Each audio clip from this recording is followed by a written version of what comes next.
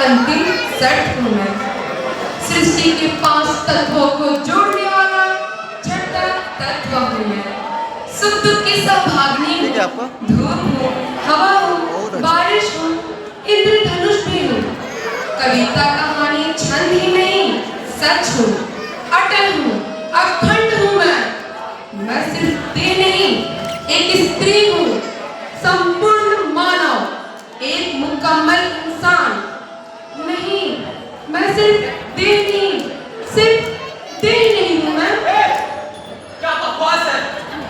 क्या कहने जा रही हो तुम? कहाँ से आई हो? और किसकी जान से?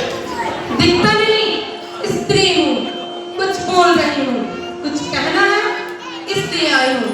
क्या है? क्या कहना है? और किसने दी तुम्हें इजाजत? इजाजत मतलब? स्त्री मूर्खवती, एक बार भी कुछ समझती है और आई है बोलने। ओह, अनुमति, किससे लेनी थी अनुमति? तुमसे, इनसे और क्यों? और तुम कौन? तुमने किससे ली अनुमति? मैं इससे आया नहीं। मैं तो यहाँ पे हमेशा से सतत सनातन सर्वशक्तिशाली। तुम्हारा परिचय?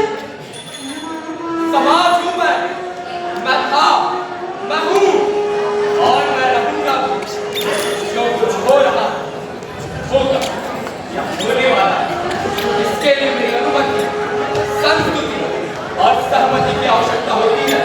और तो मुझसे पूछ रही हो, वो भी सार्वजनिक मंच पर आकर इस दुष्टता के साथ। ओह, तुम फिर आदरणीय समाज, मुझे अनुमति दो कि मैं कुछ कह सकूं। मेरे कुछ कहने के लिए, पूछने के लिए, बताने के लिए, स्वतंत्र होकर वो सब कहने की अनुमति दो मुझे। अंदर जाओ, ये नाटक है और इस नाटक का सूत्रधार हूं मैं। क्या, कितनी और कैसी भूमिका होगी, ये भी बताइए। सुना? हाँ सुना, लेकिन सवाल की अनुमति नहीं है। अंदर जाओ। जा रहा आइए, अब मैं इस नाटक को आगे लेकर चलता हूँ।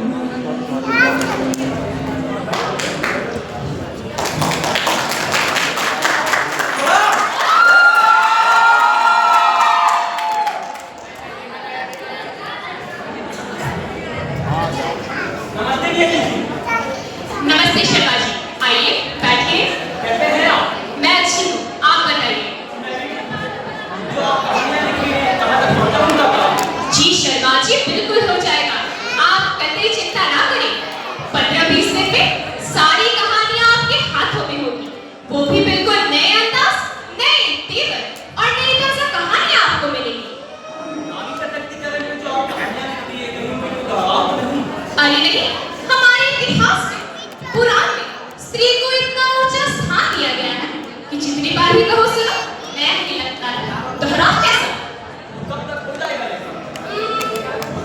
बस आखिरी राह बन रहा है, निश्चिंत रहें। चलिए ठीक है, फिर मैं आता हूँ। नमस्कार। जी नमस्ते।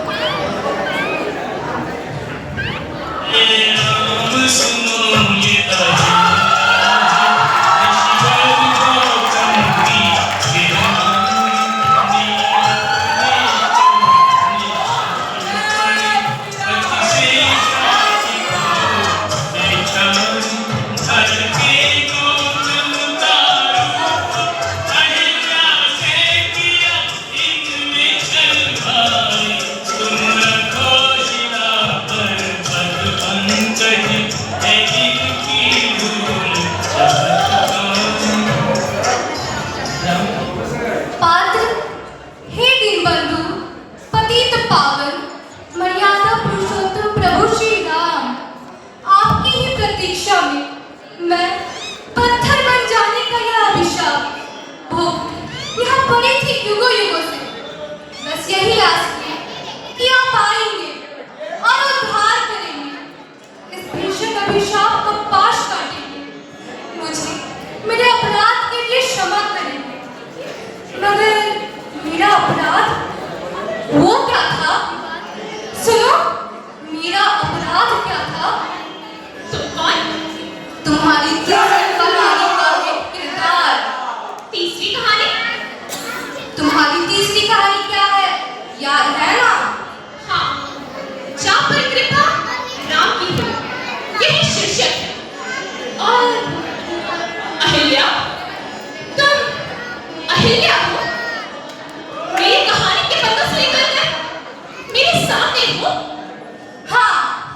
क्योंकि मुझे तुम्हारी कहानी में मैं खुद को पसंद नहीं आ रही।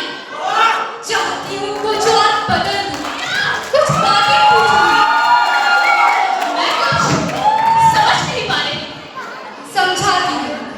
मैं तुम्हारी कहानी की एक नायिका हूँ और चाहती हूँ मेरी अनुमति से तुम मेरा किरदार और उसका चित्रण बदल दो। अहिल्या, ओ तेरी अहिल्या आप एक पौराणिक पात्र है। मुझ पर बड़ी जिम्मेदारी है कि मैं आपके प्रति न्याय कर सकूं। और वैसे भी एक लेखिका होने के नाते मेरा ये कर्तव्य है कि वही कहूं जो सच है। और सच क्या है? जो कहा गया युगों से, सुना गया सदियों तक? हाँ, गलत। कभी-कभी असली सच वास्तव में वो होता है जो कभी कहा ही नहीं गया, सुना गया कहीं भी। जैसे मेरा सच, अहिल्या का सच। ये कैसी बात है? हम सभ्य समाज के लोग अपनी आस्थाओं और मान्यताओं का ही तो हिस्सा होते हैं। यहाँ की हमारी सोच, विश्वास और व्यक्तित्व गढ़ती है। और तुम सभी समाज के लोग बहुत जटिल, कठिन बोलते, सोचते, लिखते हो। फिर इसी तरह एक ही बात बार-बार कहकर अपने झूठे सच को सच साबित करते हो। एक बात बताओ, तुम पहले कौन हो? एक स्त्री या एक लेखिका? जाहिर बात है, पहले स्त्री। फिर स्त्री बनकर ही मुझसे बात करो।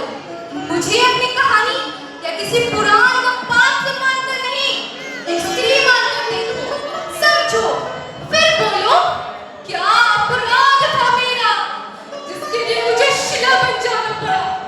तुमने आपने अपने पति के प्रति सच्चाई, ईमानदारी को तोड़ा था। मतलब अपने पति के होते हुए किसी और के साथ। मतलब पुराण में मेरी कथा पढ़ी है। देवराज इंद्र द्वारा छलपूर्वक किए गए शील हरण कर अहिल्या को भुगतना पड़ा, जिसके उद्धार का उपाय था पतित पावन श्री राम का चरण स्पर्श। लेकिन मेरा यह प्रश्न तो किसी ने सुना ही नहीं कि छल मेरे साथ हुआ था, छली मैं नहीं थी। फिर मुझ पर करुणा क्यों नहीं? मुझ पर सहानुभूति क्यों नहीं? मुझे क्षमा क्यों नहीं? शायद ऋषि गौतम आपके पति को सच ना पता हो। सच नहीं जानते थे, मगर मुझे तो जानते थे ना। सर्जरी थी उनकी। मेरे संस्कारों ने मुझे यही सिखाया था कि जब पति बोले तो चुपचाप सुनो, उसके आदेशों का पालन करो, फिर चाहे वो युगों तक शिला बन जाने का दंड ही क्यों ना हो, उसके विरोध में स्वर मत उठाओ। आपने कब विरोध में स्वर नहीं उठाया? फिर आज इतने युगों बाद उन सब प्रश्नों का क्या मतलब? युगों से मेरे कुछ प्रश्न बाकी है जिन्हें आज तक किसी ने सुना ही नहीं। मुझे उनका उत्तर चाहिए।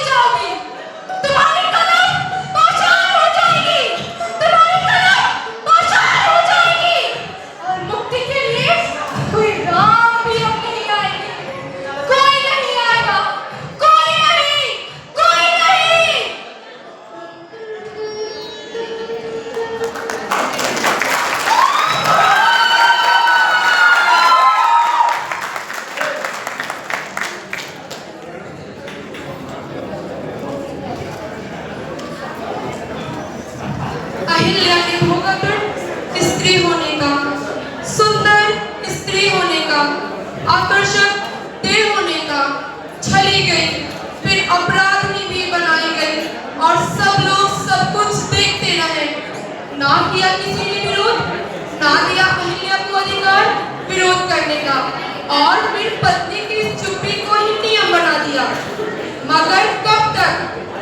अब अगर स्त्री इस नियम को या सामाजिक दंड के इस विधान को मानने से इनकार कर दे तो बोलो आदरणीय समाज, तो क्या करोगे तुम?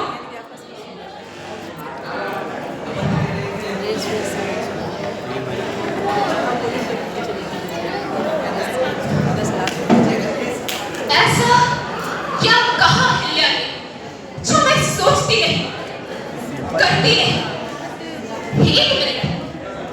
एक मिनट, नियति शर्मा, तुम ये सब नहीं लिख सकती, नहीं लिख सकती। लिखना एक सार्वजनिक काम है, जिम्मेदारियों से भरा, जरूरी नहीं जो सोचो वही लिखो। अपनी मान्यताओं के विरोध में जाना संभव नहीं, फिर जरूरत भी क्या है? सीधा सीधा लिखिए और काम आगे बढ़ाइए।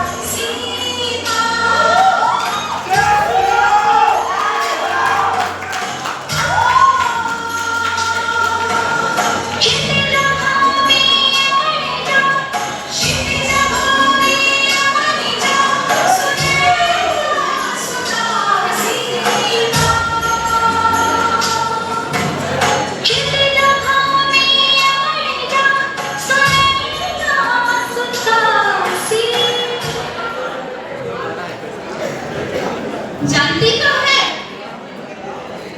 कौन? आप अपनी कहानी के क्रम में सबसे पहले रखकर भूल गए मुझे।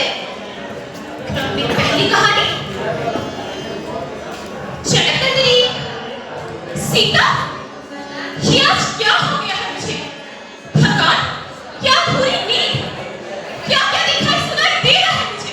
वही सब जो तुम जानती तो हो, लेकिन देखना सुनना नहीं चाहती। आप वाकई सीता हैं? तो यहाँ क्यों? किस लिए? यही तो मैं भी जानना चाहती हूँ। मैं तुम्हारी कहानी तुम्हारे पन्नों में क्यों? किस लिए? सीता देश की महान, पतिव्रता, चरित्रवान, शीलवान, अनुकरणीय नारियों में प्रथम है। उनके बिना तो नारी सम्मान की कोई बात ही पूरी नहीं हो सकती। मुझे खास तौर पर अपनी कहानी श्रृंखला में सीता को शामिल करने के निर्देश दिए गए। कब तक बनती रहूंगी मैं इन कल्प कथाओं की नायिका? पतिव्रता, चरित्रवान, शीलवान, अनुकरणीय, इतना मान, इतना उच्च चरित्र चित्रण एक बोझ सा लगता है। मैं समझी नहीं। समझने के लिए तो तुम्हें सीता बनना होगा। क्या मुसीबत है? एक मिनट, सचमुच है? जरा ठहरे। हाँ, सचमुच है। हाँ, कहिए, जो भी कहना है कहिए। तुम्हारा हृदय से आभार कहने देने के लिए, वरना इस समाज में तो बोलना स्त्री का सबसे बड़ा पहचान माना जाता है, और चुपचाप सबको सहने जाना आदर्श होने के अनिवार्य शर्त। वो आदर्श तो आप ही है माता सीता।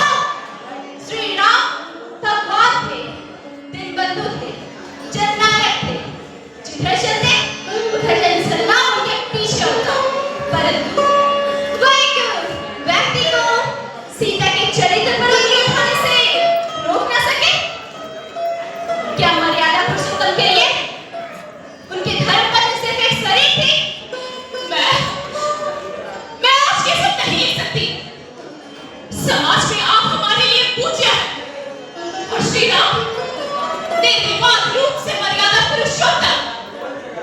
आप दोनों घर घर पूजे जाते हैं। लोग किसी भी सूरत में ये सब सुनने समझने को तैयार नहीं होंगे। तुम डरती हो? मुझे डर लगता है आप शेरा की पत्नी होकर भी बचाए ना जा सके। फिर मैं तो एक कमजोर अकेली साधारण मानव हूं। समाज मेरे विरोध में उठ खड़ा होगा। मेरी सारी प्रतिष्ठा छवि धूल में मिल जाएगी। आप समझते क्यों नहीं? आज की फसल निकाल दी गई, बिना कारण त्याग दी गई। ये अपने लक्ष्य पर लेकर के भीतर टूटती हुई ठंडी हस्त सीधा है। आप चाहेंगे भी कहीं मैं इतनी विचलित न हो जाऊं कि इस लीप में से ही विमुख हो जाऊं। आप जाए यहाँ से, मुझे अकेला छोड़ दे। जाए यहाँ से। जा रही हूँ, लेकिन मैं अपने सारे प्रश्न यही तुम्हारे पास छोड़कर जा रही हूँ।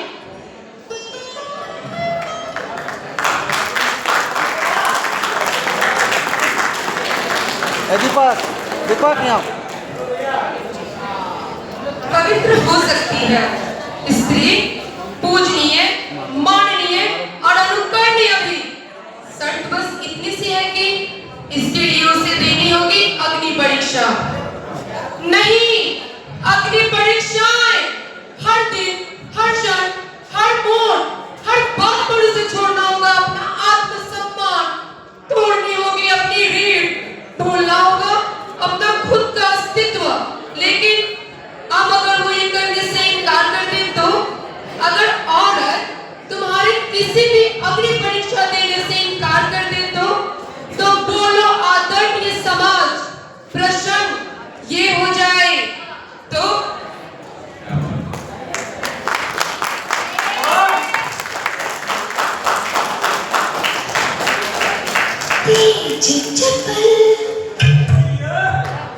रोशनी की तरह ज्ञान का उत्साह भरा हर तरफ है सब अपने खेलूं बचपन